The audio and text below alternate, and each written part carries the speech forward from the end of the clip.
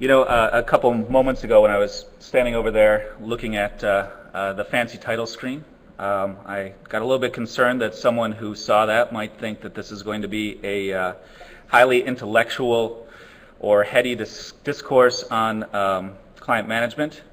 Well, I want to assure you that after listening to Dustin and me for about 5 minutes, you will realize that we have no business talking about anything that is highly intellectual or heady.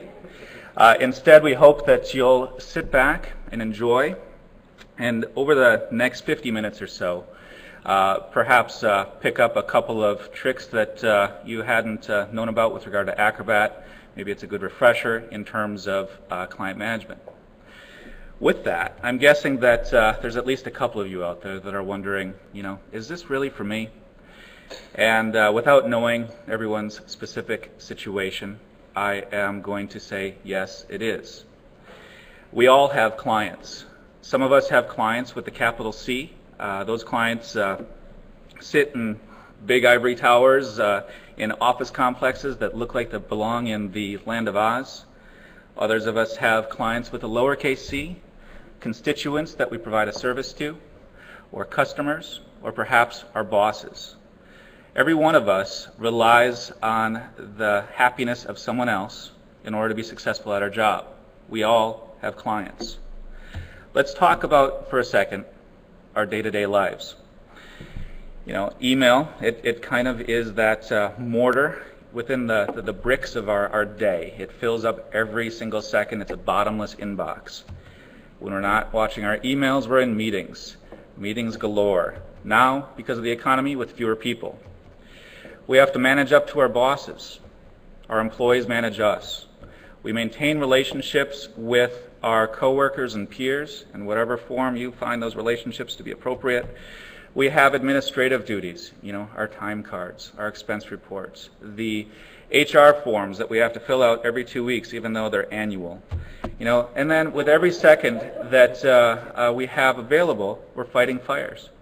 There seems to be some sort of law out there that there's always a fire equal to the time that you have available in your day or week.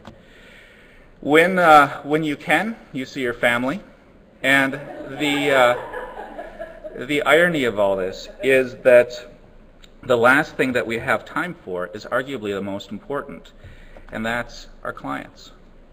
I have often thought that work would be a lot more enjoyable, a lot easier if there was no such thing as a client. However, I haven't figured out how to make that economically viable. We need our clients to help pay the bills, to support the work that we do. And with that, I just think that, the golden rule here, the biggest golden rule, is to love thy client, or at least act like we do. That is the overarching theme of today. So, along with talking about client management, today we're going to talk about Acrobat, of course, and we're going to talk about the lesser-known features that might help you in the course of managing your clients, some new applications for some of those features, some practical know-how with the help of Dustin, and then last but not least, a healthy bit of paranoia about whether you love your clients enough. So with that, you're probably wondering, who are these guys?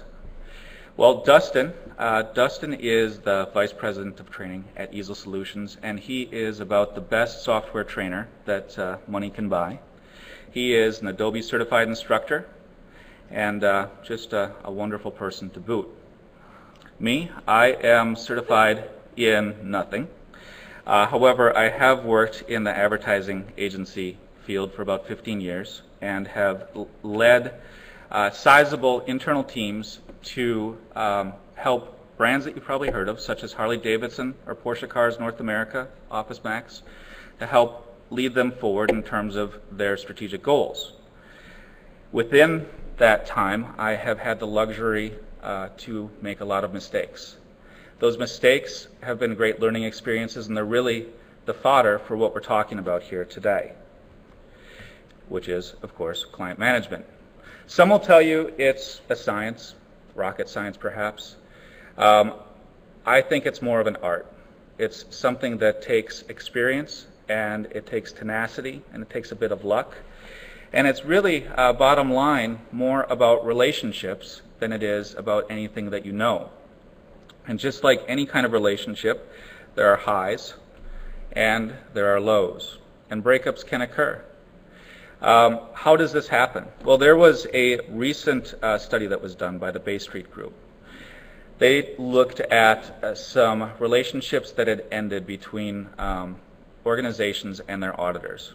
And they went and they asked the CPAs and the CFOs, you know, what happened? Why did you guys sever ties?